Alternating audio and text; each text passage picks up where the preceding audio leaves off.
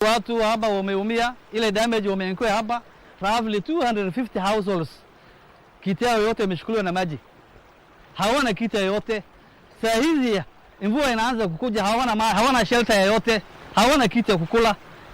Saa hii kuna exam inaendelea KCSE. Na wale watoto wangefanya exam wako pale, nani atupitisha mtoni? Sasa tunataka serikali afanye namna ya hao watoto wafanye hiyo exam.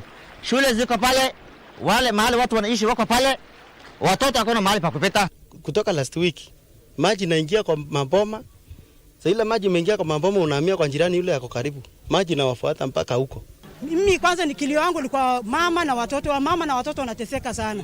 Jana tumelala kwa mvua imetuishia kwa mwili yetu. Usiku hatuna mahali ya kulala, tumeomba kwa majirani tukapeleka tukahifadhi watoto. Watoto wako kwa shida sana. Baridi, hatuna manyumba. Tangu jana, juzi, maji imejaa kila mahali, hata imebeba watu wetu wawili, mama na kijana. Wiki mzima mvua ikinyesha, maduka haina vitu, imeharibika sote, sisi njaa tunaishi tu na watoto wetu kutembea. So the El Nino rains are here with us, and those are some of the sentiments that Kenyans are giving out in as far as the floods are concerned. A lot of people have been affected. Displacement and deaths have been recorded across, most parts of the country.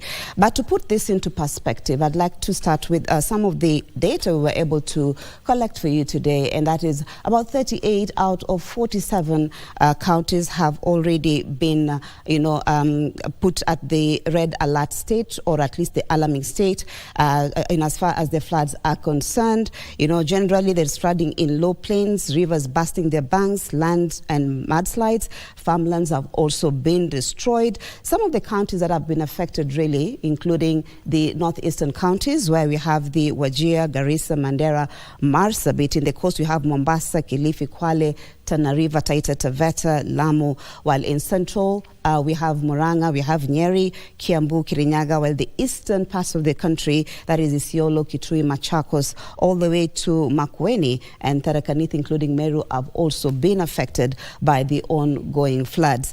In the western region, we have Bungoma and Kakamega counties, while the Nyanza have Homa Bay, Kisumu, Migori, Kisii, while in the Rift Valley, we have Baringo, Kajiado, Bomet, Kericho, Nandi and West Pokot. And of course, here in Nairobi also, we've been able to see some of the effects of the floods.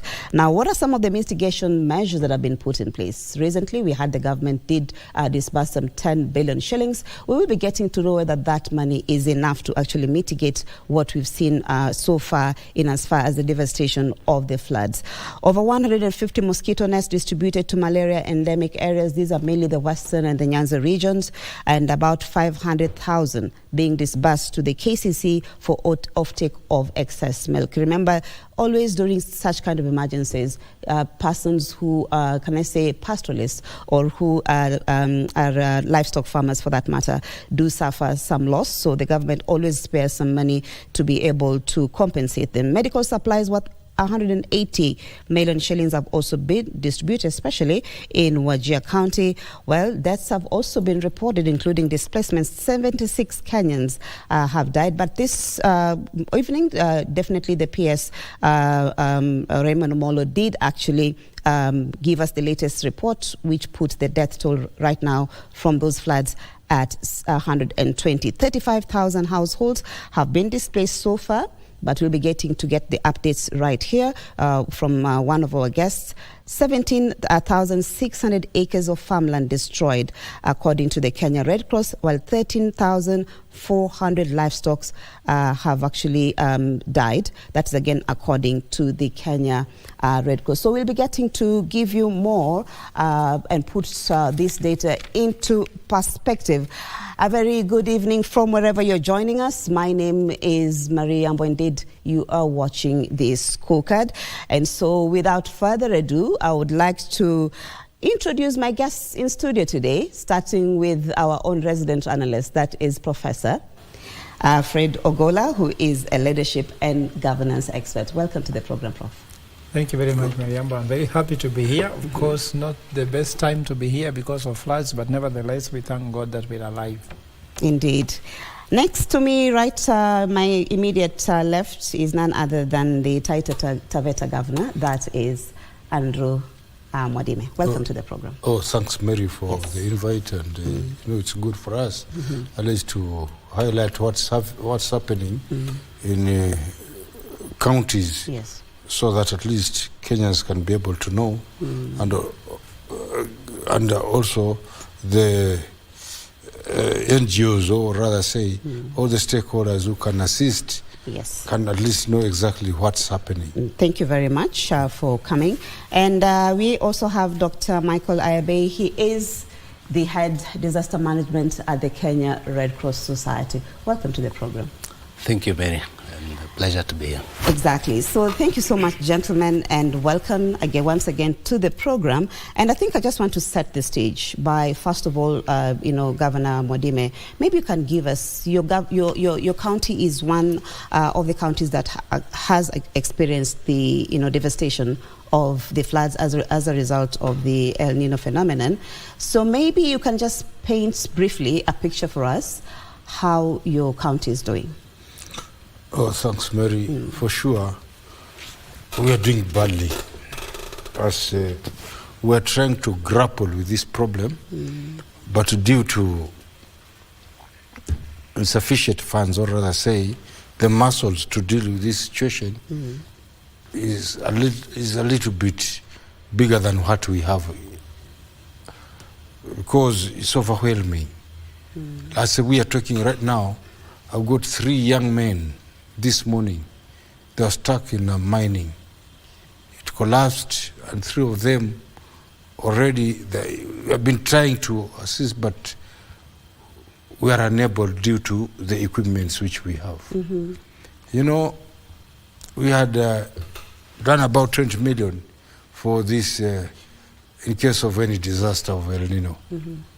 But right now, we are just able to assess about 5 million, of which we have dispersed it. We have used about 2 million to do some infrastructure and rehabilitation of some damaged roads. And we'll be getting to the issue of funds and all that.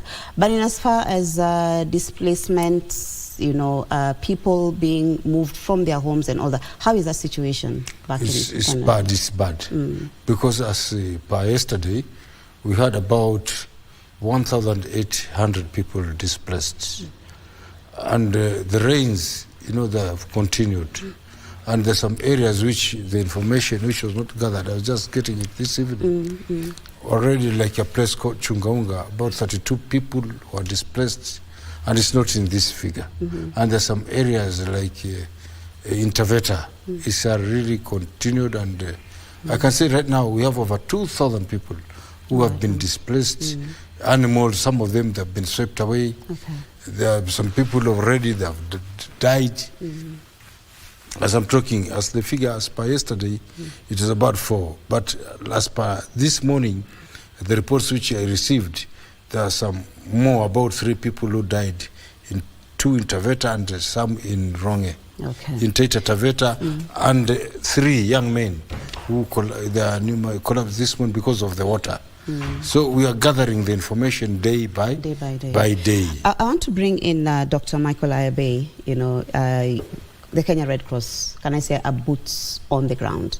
What is the situation generally? Let me put it that way, including Taita Taveta. But what's the situation generally?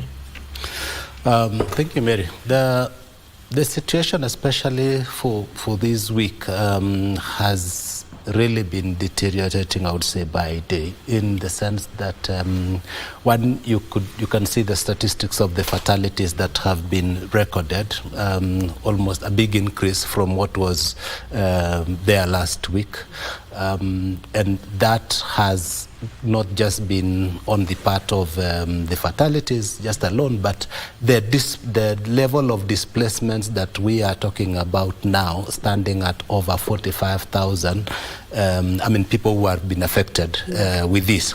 And that means some of them that are affected and maybe have not even been put in the list are people who are somehow marooned because the roads leading to where they are living are cut off. So you try approaching even from another county, trying to get to that village, you can't. And good example, for example, if you wanted to go to parts of Tana River from Kitui, you go to some extent, you can't go beyond a certain area. You try coming from Hola, you also can't pass through because the roads are, cut off at various points. So these people cannot access market. They cannot, coincidentally, most of these communities are pastoral in nature, and therefore they keep animals and mostly have to go to the shopping centers to buy other commodities for food. So they are not able to get there. Some facilities are either submerged for health services. Some facilities are either submerged or are cut off in the sense that you can't be able to go there for health services, and therefore this poses a lot of risk, especially for pregnant mothers who are about to give birth. They can't, there is no means you can be able to move them to any other facility to get that service. Ailments that are there, people who have chronic ailments and depend on drugs that, for example, those who have, say, hypertension cases, cancer and whatever, and are consistently going to hospital to get their medication. Those ones are now not able to go. Not to mention that people can't get now food. The shelter is damaged. And you can imagine where shelter is damaged and people don't have... they've left everything in their homes. So they move up, of course, getting support of maybe tarpaulin. It is not the ideal home. So really, these are just people going out of their places and going to live in difficult situation with additional risk. So every other time you're there, additional problems come. Okay. We'll be delving deeper into some of these challenges that you're facing as Red Cross, let me put it, and even Kenyans themselves, even as you try to. But I want to bring Prof into the conversation. And I think for me, just shortly, how do you assess the situation for you? I'm sure you've been seeing what's happening, in the media. But at the same time, as you respond to that, I'd like to get from you what you think the response has been. Yeah, first of all, if you ask me, is that we heard that there was what is called the El Nino Adaptation or Mitigation Fund, and I was thinking it was more of preventive rather than actually dealing with the situation. But now, from what His Excellency the Governor is reporting, the money was more now to deal with the situation, but not actually to respond to it. Because if you look at even what was happening in Nairobi here, there are some culverts that are simply blocked, that had somebody just open them up, the road will move, the water will move, because water is dangerous. If you stand on the water's path, it will fight you. That's why usually, for example, you go to South C, South B, they get really clogged because the water has a path. Maybe somebody has built somewhere in the water's path. These could be things which could be done much earlier because El Nino was predicted well ahead of time. So I was thinking that has not been done very well, but now people are coming in to support Kenyans. In fact, Kenyans are coming to do that. The government has put money, not really enough, but at the same time you have to know that money is a scarce resource. Exactly. So you can never say that the government has not put enough money. Looking at how the budget can be tight, they could say maybe they have put much more money than expected. But the challenge here is that what was it that was projected? Did we project that 30,000, 35,000 households will be displaced? Did we project that death tolls could reach more than 130? Did we project that X number of people go without food? And also remember, because of the communications technology in Kenya, maybe Red Cross can tell us whether they can be accurate, because I'm thinking that some people are suffering that you can't tell. Like today I got a report where I come from in Ugenya in Siaya, that there was just some things which were impossible. Remember that also people are in very difficult economic time where people are trying to do trade. For example, in Tata Taveta, Tata Taveta survives on trading. You go to a place where you want to move milk from one place to the other. You want to move vegetables from one place to the other. When they can't move, somebody can't make money. When they cannot move, somebody cannot purchase food. When somebody cannot move these things get spoiled. We have not even talked about the issue of goods which have gone perishable just because of movements. Yeah. We have not even counted the economic losses some people have faced because of this lack of movement. Vehicles that do transport in this area, they make money by offering transport. If roads are spoiled, what are the economic implications to these people? Okay. Will you be able to compensate or mitigate them? As an economist, I'm seeing more problem than talking about calamities. I'm seeing more problem than just people talk about fatalities. I'm seeing more problem than just displacement. At the same time, for example, if a certain piece of land has been swept away, can people come there to live? For example, you look at a place like Ahero. We have always seen floods there. People get swept away, so people become more nomadic. How does that affect education cycles? I'm seeing more issues problems than actually is being reported. And Ayabe will be telling us really what the projections are. Yeah. You know, but I also want to bring in Governor Mwadime. Prof is talking about the response. You know, the warnings were put out there quite early. I wonder what mitigation measures you had put in as a county, you know, before the El Nino, you know, can I say rains and the floods came. Were there any measures that had been put? Yeah, we took some measures as a county government, whereby all the stakeholders, national government, even all like Red Cross, World Vision, and many others, we sat together, we formed a committee, and then tried to pool resources jointly. But unfortunately, our expectations there is overwhelming because of the way as it is right now, as the professor was talking, you know, roads have been cut off, you know, everything has gone haywire, whereby we have to request for more support. Though we are trying as a team to do what we can, but we cannot, because if we go to a place like Taveta, where actually the food basket, Njukini, Taveta Road, Njukini, Taveta Road to Loitoktok, that road is already cut off and there's a lot of food over there. This morning, there's a place called Mrugua where they normally get lots of milk. In Mwanda, Mrugua, Umingu, all the roads have been cut off. And the muscles we have, unless we're going to get some more other development, but our other partners in this problem is when maybe we can solve. So, as I've told you, as we are talking right now, there's some young men who actually the mine collapsed, and we have tried, but we cannot because it requires more money, more equipment. You know, economically, most of the land has been, you know, wiped off, and you know the rains are still continuing. In fact, right now, they are even more heavier as per this morning. So even tomorrow, I don't know what language I'll talk. Yeah, and probably this is where Ayabe, you come in, because the governor is saying that, for instance, like as early as this morning, there are 3 gentlemen who are stuck in a mine somewhere, and until now they've not been rescued. What are some of the challenges that you're facing in terms of, you know, the rescue and evacuation efforts? Some of the challenges I would say is, you know, looking at the kind of El Nino, the El Nino rains that we have, is that they are higher, I mean, in terms of magnitude compared to what we've had as a country before. And therefore, various means have been employed in trying to do the search and rescue. You will see that in many places, even where the towns were assumed to naturally maybe just have little water and then get off. We are using some of the roads in the town to run boats there for search and rescue. So search and rescue efforts are going on. At least by today, we've rescued over 2,000 people.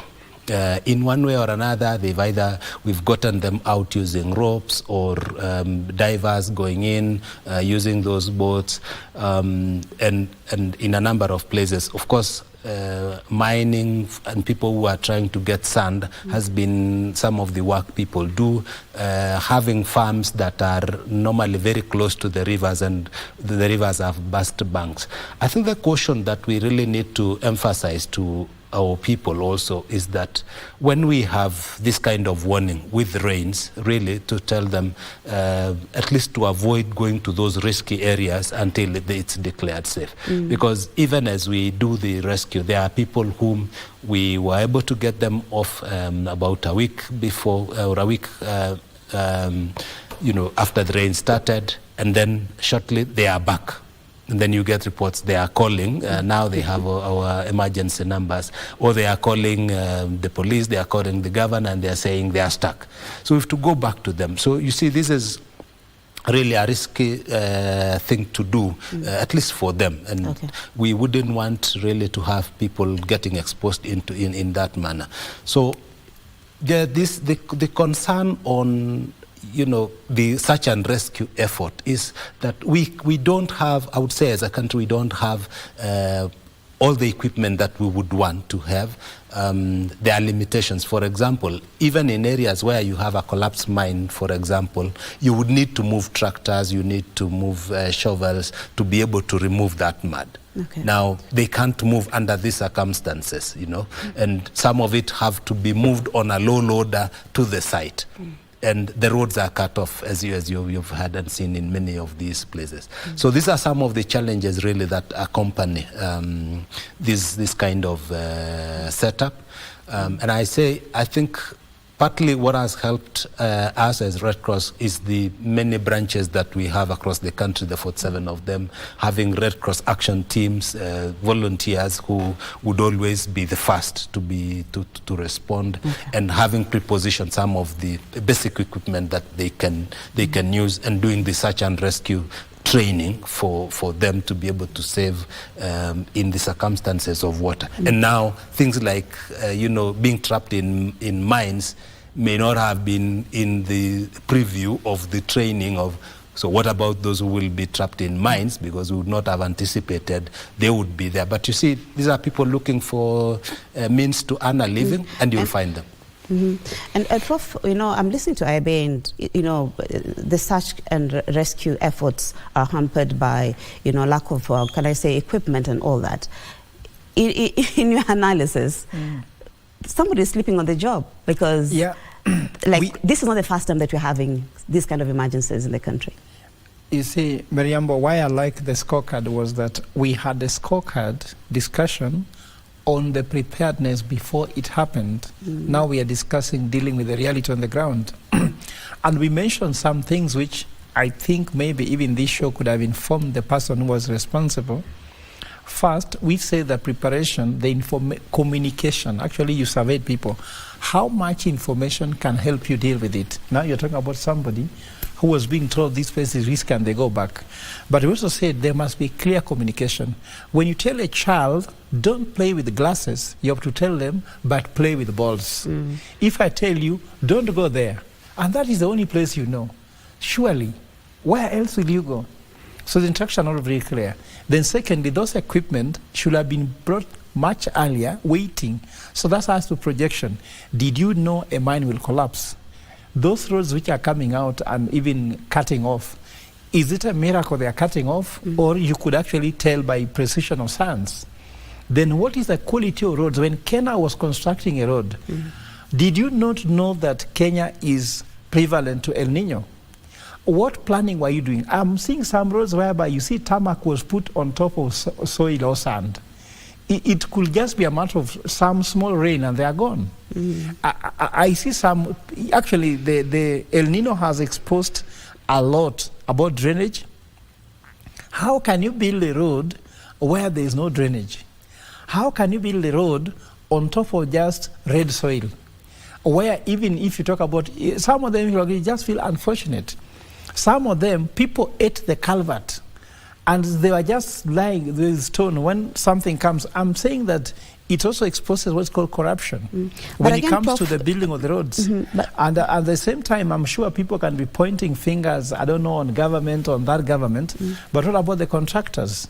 So there are so many things which can be explained here. Then the other thing, I talk about the issue of equipment which was supposed to be used. I'm sure this El Nino is not the worst El Nino we've had. In fact, it's milder than the one we had much earlier in the 90s. How comes this impact standing to suggest to me that is more violent than the one we had earlier, yet that one was even more heavy rains? Look at the terrain of Taita Taveta. You know, Taita Taveta is the place of Milimani. So when you have these hills, dips and slopes, they actually meant to propel the impact of the rain. But if you go to plain areas, you don't have the same impact. You see, some people live very high in the mountains. Some live in the lower in the mountains. The impacts are so serious. How much training do you give people to that? For example, what I saw, which was very painful, that a boy drowned trying to save chicken. You know, what is the information we are telling people? Like when you're taking plane, they tell you, when the cabin pressure falls down, put on your mask first. Even if you have an infant. Here, when water comes, save yourself first before the chicken. So you're trying to say the information probably being the information was not accurate. Up to now, tell me, if you go to the streets, ask them. If you know, some people are driving right into a river, then the car drowns. Have you told drivers that if you are driving I don't think anybody has a car that can pass train. And then I can tell you, when I lived in Spain, I discovered that people had railway lines and roads preparing for winter where the whole let's say, ice will come and cover the road.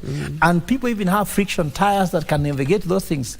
For us here, we have tires that can drive, looks like they can only drive during dry weather.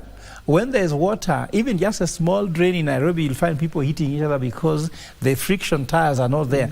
I'm trying to say that we need a lot of infrastructure to make this thing actually mitigate against Kenyans. Okay. We'll be coming back because I got to talk to Dr. Abe a little bit earlier, and there are, can I say, silent reasons as to why sometimes people still go back to where exactly there's danger. But Dr. Abe will be getting to just briefly let us know all about that. So thank you so much once again from wherever you're watching us. This is the scorecard, and we are talking about the El Nino floods and are just assessing some of the mitigation measures. Are they enough? Should we put more? So we'll be back in just a short moment with more on this particular program.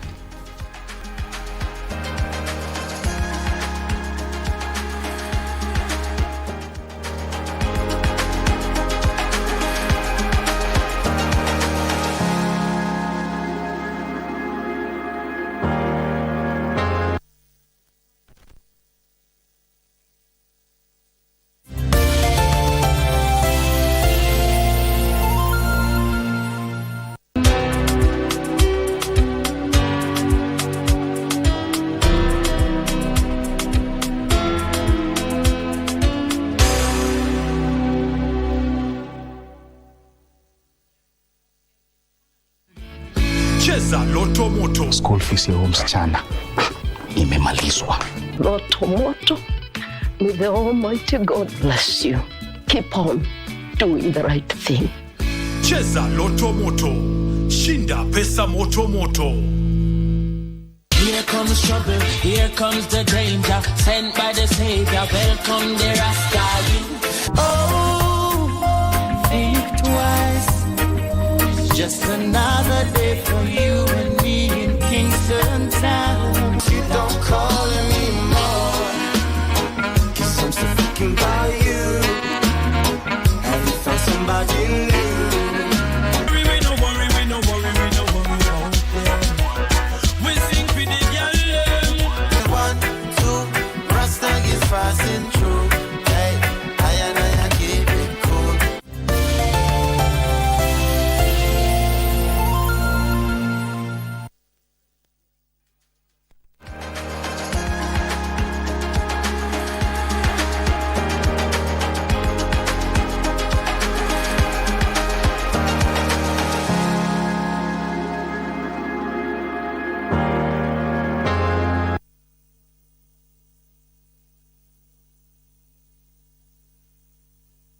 watu hata juzi mlisikia tukawa na habari pengine kutakuwa na El Nino ambayo itaharibu kule, itaharibu mali ingine, lakini Mungu ni nani? Mmesikia wale watu wamesema tena ile El Nino haitakuweko, wamesema kutakuwa tu na mvua kubwa.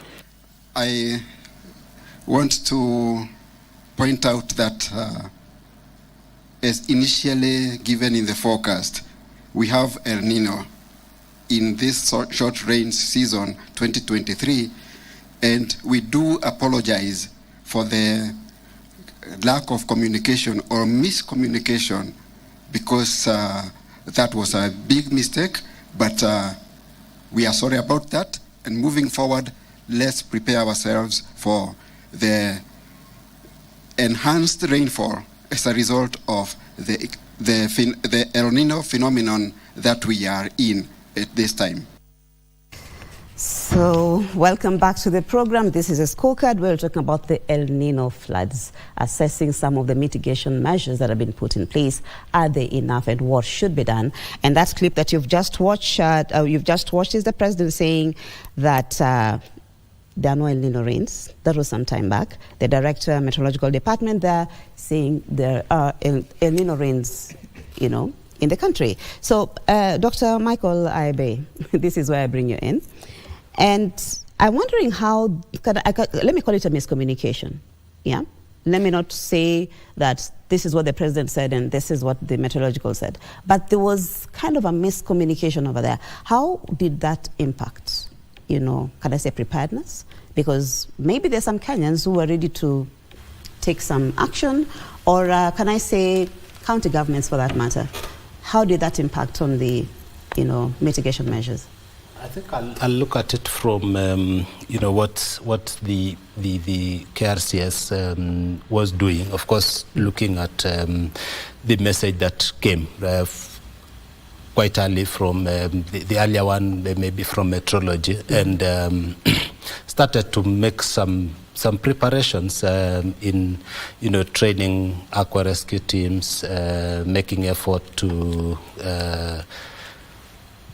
help people in a way that would really deter them or make them not suffer so much in terms of the El Nino. And what some of the things that we were doing at that particular time included, what we took was that at least there will be heavy rains, and this is it. So what we did was buy seeds, for example, and we were able to distribute seeds to farmers in some of the areas that were hit by drought previously, including Taita Taveta, the governor's county. We did Kitui, the Lower Eastern. These areas that normally depend on the October, November, December rains. And this really was supposed to assist these farmers, cushion them against, now the impact of the drought that they have been for almost 5 failed rains before. So we hope that the crop that they are having now in the farm will do better. Beside continuing to do sensitization of the volunteers and communities living in those areas, you are able to see a number of drainages that were opened. So these are some of the positive things that were done at that particular time. And I think always is to look at what we would call the no regret approach, so that you do something positive with even looking at this impact, the much rains that would come.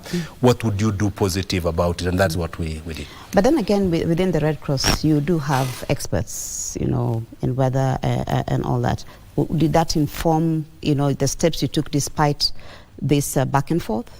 Yes, I think despite that, there were, of course, efforts to continue just with the information that was available. Try to, and I said, train the volunteers, and which was whether we would have the El Nino or not at that particular time. We would continue, because then the volunteer team that we have is mostly youth, and they keep moving from one station to another, and therefore you would always want to have bigger numbers at any one particular time, and therefore whether you don't, if you don't engage them on this particular moment, you will engage them in future. In future, okay. Governor Mwadime, you know, the issue of funds has been, can I say, a contentious issue to some extent, because there was a point where, you know, the national government was saying money has been disbursed to the county governments. And the governors are saying, no, we've not received money. So let me just put it straight. Have you received money? No, we have not received money. Apart from the normal, which you normally give for disasters, all county governments, about the 2%. That is the only one which we have to do requisite from the control of budget. And it is big given in bits. Like you see in my place, scenario, Taita Taveta County, had done about 20 million, but so far when we requisited about 10 million, we received the first batch of 5 million. And the situation is really overwhelming. And we are still awaiting to access even the other one. But right now, as we are trying to be as a team, all the stakeholders, the business community, different like Red Cross, NGOs, and national government, we are trying to partner so that we deal with the situation.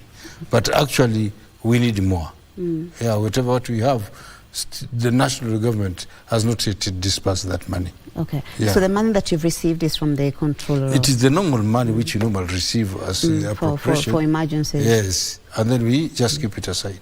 That is the only money which we have. And you see some counties like Taita Taveta, you know, we are among the counties which get very little money, appropriate money.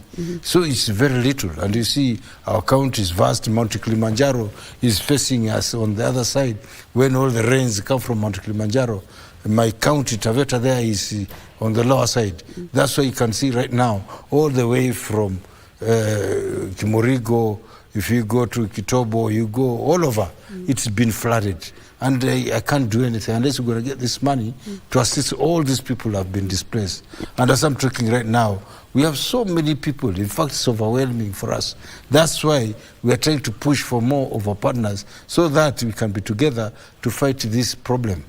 And also national government, we are trying to, because all the guys in the national government, we are sitting together to see how we can move on. But money is a problem. But the government also talked about the 10 billion shillings that was released recently. Haven't you received any part of it? We didn't receive anything. Not yet. We have not received anything. Wow. Okay. That is Governor Mwadime saying that they've not received it. But Prof, what comes to mind when you hear the governor speaking about not having enough funds to mitigate? First of all, there's nothing like enough funds. But the truth is that even if there's enough funds, what is committed, what has been put in the budget should be disbursed to the governors, and it's not the case. I know Taita Taveta very well. Taita Taveta is a county which has got a very small population, that the sufferings they're having, they should not have. Remember that is a very rich county in terms of a lot of resources. And when they're receiving little disbursement, I think they need to give attention to them, because if the low population is there with a lot of resources, Taita Taveta should be a very rich county. But even if you look at how they are disbursing money, have they been measured the propensity of an impact of El Nino to link that to the money they are disbursing, or which formula are they using? And what we are lacking here is an economic formula for doing anything, where someone wake up and just says 15, someone come and say 10. What is the basis of 10 billion? How have we reached 10 billion? You had even the issue of trees, 15 billion trees. Okay, based on which formula? So we do not have a formula. Then the challenge that I'm seeing here, which is a serious thing, that I think that there needs to be a serious economist coming to help the government at the moment, is that I'm seeing like some roads which are seriously destroyed, and people are asking you, do this road, but you can't do it during El Nino. You know, you cannot construct a road when it is a flood, and you don't even have a means to drain the water off so that you can do it. But the more that road continues like that, the more movement is happening, the more people are not trading, the more people can't make money, the more they become hungry, and the more now become vulnerable that they need government support and the less money that the government has. You see, for me, there is a need to really have the compounded ways to look at that. The government should say, as you are waiting to feed these people, but what really, why are you bleeding? You are bleeding with the poor infrastructure that's making these people have this. And actually we have discussed here, just we are concluding, that is very clear for Kenya to earmark every part of the country and leave some lands to be dangerous lands. That's why even sometimes government say this is a riparian land. This is land that you should not actually say you can build a house in. Remember, this is affecting now very many places, for example, even the tourism circuit. I don't know how Savo East and Savo West is performing in terms of navigation. If you go, for example, to Nakuru, Lake Nakuru has always suffered during this time. You even see the flamingos running away. We have just discussed about human displacement. We have not discussed about animal displacement, bird displacement, and they have an impact also in our economy. So I'm sure there must be a serious study on how can we be able to deal with this situation once and for all. I don't like makeshift discussions, but I also want the government to be honest, because we do not want to hear a government that is speaking from different angles, where the national government says, we have disbursed money, the county government saying they have not disbursed money. Whom do we trust? Of course, people might want to trust more the national government than the county government, but you see, Kenyans are now aware. And also even if you look at the statement the president is making there, saying that now there's no El Nino and now there's no El Nino. The director of the meteorological department saying, I'm sorry for not informing you. Do you know what's happening, Mariambo? In some countries, these people should take professional responsibility for misleading a people. Because I'm a professor. We have around the university. If at all I am giving information to a student that misleads them, even God says that if you mislead anybody, a stone should be put on your neck and be put under the sea. When you tell people there's no El Nino, yet you told them to prepare, then you tell them there's no El Nino. Now, are you not surprised that they are being affected because the information, the misinformation, the disinformation which was there is part of the issue? And then also the information is not complete, is not accurate, and is not timely. Okay, you know, so what can you do with information which is not timely, is not accurate, and is incomplete? If I just tell you, some places are dangerous, don't go there. Look at the statement coming from the Deputy President today, saying that the people who died, that the ones who went to the flood, not that the flood went to them. But the flood came where you live. If the flood comes where we are living, the flood coming to displace me, so the flood, I didn't go to the flood, I was at home. So I'm trying to say, now, if you look at the information which is going to social media, listen to the president speaking, listen to the deputy speaking, listen to the meteorological department speaking, look to the ministry speaking, look at the governor speaking. Your Kenyans are saying, now, whom do we trust? Can we have a unified way to inform? And I'm sure the government must be working on almost like, can I say, a central command, more or less like what maybe this is what they need to adapt, you know, Dr. Ibe, in terms of response in, you know, when we had the COVID-19, where we have a central, can I say, command center where we have, you know, information coming from one, maybe that would actually help. For sure, there is one that is there and has just been beefed up, the National Disaster Operations Center, where now I think I would say, yes, there might have been a confusion, but for sure, once some of these structures have now been put in place and we're seeing commitments, so that center has various agencies coming in and ministries, all of them sitting there, and including KRCS has also been invited to be there. So I think the level of command that is now has taken shape there, should be able to manage, because you have everyone there, one central information desk for whatever is happening across the country, the gaps and what is required where. I just want to bring in still the issue of funds, because I know Red Cross, you have actually been mobilizing for funds. How are you doing that, and what is this money supposed to be, and how much are you looking at? Yes, we have recently launched an appeal because mostly how we do our funding is we talk to various partners and stakeholders who assist us, other national societies, and the Federation of the Red Cross, the International Committee of Red Cross. So we've raised an appeal of about 3 billion, and this is money that is supposed to assist us in providing the emergency shelter, the NFI, the non-food items kits, logistics of reaching to these people, transporting food, providing water treatment. You're talking about, we have the small plants that are put in place where when, say, a county water intake system, for example, that one of Garissa now not working. So there is a plant there, at least to purify water so that people can be able to have some clean water for drinking. Also, in other counties, various points, we have activated that. And it requires fuel to run continuously, requires special chemicals to be able to do that.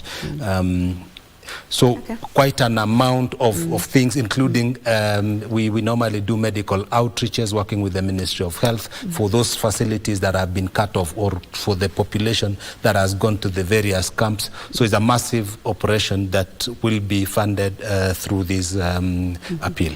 Okay, and I still want to, I want you to respond to this particular question. There's the irony of during floods. This is not the first time. I don't know whether we've learned the lessons or people just ignore. We've had floods before. The same areas that, experience devastation during floods are the same areas that, still feel the effects of drought and all that.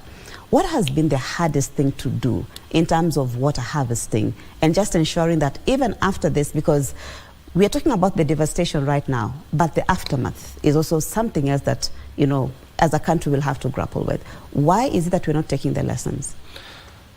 I think it goes back to the various aspects of mandates, and goes with funding, and also giving this priority. So you look at it that when you're talking most of the time talking about the preparedness for floods or heavy rains, the focus is more on life saving and providing medical supplies and such like. But would expect that more focus also is put on what is the business continuity after that early recovery. Are people going to have water? I would just say that maybe because it normally requires, these are infrastructural things and requires a good amount of resources to do the ponds, to do big dams, and that would be normally would require long-term planning for it. It's not that you wait until we have say when you have a forecast, then you say let's start planning for water harvesting. That competes with it starts to compete with the efforts of life saving, and vis-a-vis the development. So I think the focus should be that issues of water harvesting and taking advantage even on the positive sides of every disaster needs to be always in the radar, and I would say budgeted for, so that as you do the development, you also consider these places normally have rains, even if their short rains are not much, that water is harvested and there is a provision for that. Governor Modime, now I want to put you on the spot because you are the one who, controls the money and all that. Are there any lessons you've learned from this? And what do you think has been the difficulty in ensuring that even after this kind of, disasters, these particular counties, and I'm talking about your particular county will not have to go through the same, your people will not have to go through the same thing? Mary, you see, I think I was more proactive than reactive. I've been talking about these issues a long time ago. Considering the topology of my county, I've been saying all over, it's because, among us, the counties in the country getting little money, it's my county. And at the same time, most of my land has been taken by the national park, over 60%. So the on-source revenue is very little. and we actually just gonna get a small jab to jumpstart, we can change Taita Taveta. I've been saying all over that Taita Taveta, you know, because of the topology of the hills, we need check dams. And I've been talking to you since I was elected as a governor. I've been going all over, talking check dams, because actually drought really got us up. People, you know, over 5 years, we didn't have good rains. So I say we make check dams, but I did a little bit of them. But you see, the man we have is so little. I've been trying to look development partners. That's why I've been moving up and down. In fact, if you look at my clips, when I was just talking about if we're going to make check dams, you'll assist, you know, we'll kill very many birds with one stone. Whereby, you know, we have been, you know, we lost so many cattle, we made so many animals, even the KWS, we lost so many buffaloes, we lost so many zebras. I was telling you, if we can, you know, join hands and we make check dams just beneath the hills, we are done. You know, after that, that water will be used by the farmers to do the irrigation. That water will be used by animals. But you see, unfortunately, you know, Kenyans, we believe majority have their way and minority have their say. You know, in my language, dictator, we have a saying where we say, you know, a frog cannot stop a cattle to drink the water. Otherwise, if all the stakeholders could have been listening to me, I am sure we could not be having these problems. Because but then again, maybe the earlier. people of Taita Taveta who have given you the mandate would expect that you would actually be able to do something more than just, can I say, partners and all, you know, responsibility of the county government itself. Yeah, that's why you see, as a county, we have really responded to on our base of the resources which we have. We have been moving helter-skelter. We have done quite a number of check dams. And at the same time, even some developers have done. But you see, we need major ones. Okay. And with the little resource which we have, we are trying to. You know, it's endowed. Just the way Professor said, we have so many resources. In fact, right now, I'm just trying to do one by one. And I'm sure I'm really praying to God. With these resources, once we open up, I'm sure we will maybe the first county in the country to be on its own. Because, you know, since we got independence, as we are talking right now, even our own source is very little. There's no industry which has been done there. All the money is brought here in Nairobi, Mombasa, Nakuru, where there are industries. And there are people like us down there. Even our youth, they don't know where to go the next. So we are trying to grapple with our life down there. So, but Prof, what do you think are the lessons that, you know, both county and national governments should learn from this? Because this is not the last of the disasters probably that we'll ever face as a country. El Nino being one of them. Is it after 7 years? Did they say after every 7 years or something of that sort? So this is not the first, but even without El Nino, we have floods, you know, during rainy seasons and all that. What are some of the lessons in brief that you think that people should take home? According to me, that's why I came with this book, which I'm going to dedicate to the governor. First of all, I have to acknowledge that the governor is like my father-in-law. Okay. Because he's the governor of Taita Taveta and I'm married from there. So I'm talking a lot of respect. But nevertheless, I also respect him because he's saying the truth. President William Ruto promised 100 dams. Where were they supposed to be prioritized? And in this book, we suggest that we should move away from national budget to sub-national budgets. We need to go to Taita Taveta and look at what are the priorities first of all on the ground. Because in Taita here, you read, Governor, we talk about hekima mashinani, rasilimali mashinani, matunda mashinani. So let's go to the ground first and see, instead of doing national priority budgets, can we begin with sub-national priorities, see what are the Taita people looking for? But if you do a national budget here by saying we shall take 7 billion to Taita Taveta, we shall take 10 billion to Siaya, what is informing that? Are we not starting from the ground? In fact, with the governor here, we began a project which is called SWOT group in each and every ward that will come out with a sub-county SWOT. And then from the sub-county SWOT, we shall have a county SWOT so that we can know what are the opportunities, what are the strengths, what are now the strategic priorities for Taita Taveta, rather than people just giving you a paper on a manifesto, but we shall know from each and every ward what do people want. For example, those check dams, we need to have them. We need to have them to ensure what? Taita Taveta is dry. For example, before this rainfall, 6 seasons, they never harvested anything because of rain. Now they're having rain that is killing them. What should they be doing? They should be harvesting this rain so that they can have actually throughout the year agriculture. Okay. And actually they have agricultural land, which is bigger than it is, but now they don't have the rainfall. So I'm trying to say, what should we learn here? We should be able to learn how do we manage our budget. When the governor was doing the budget for this year, national government was doing the budget for this year, did they check that this year will have El Nino? Because these warnings were there before. We need to go for more prevention. It doesn't help trying to deal with the situation as it is, because El Nino is science. We are discussing how it comes from the ocean, isn't it? We talked about how the things come from the ocean, then comes out. So it's not something which is like an accident. It's not an El Nino accident. is not an accident. Yeah. It is something that can be planned for. Okay. So can we only lose people for accidents rather than something which can be predicted, which can be envisaged and predictable? And I can tell people, Solomonic economic model says that my people die because of ignorance. And we should not allow anyone to die just because we're ignorant, because we have enough science. And this book will tell you that we can solve this problem, Mariam. Okay.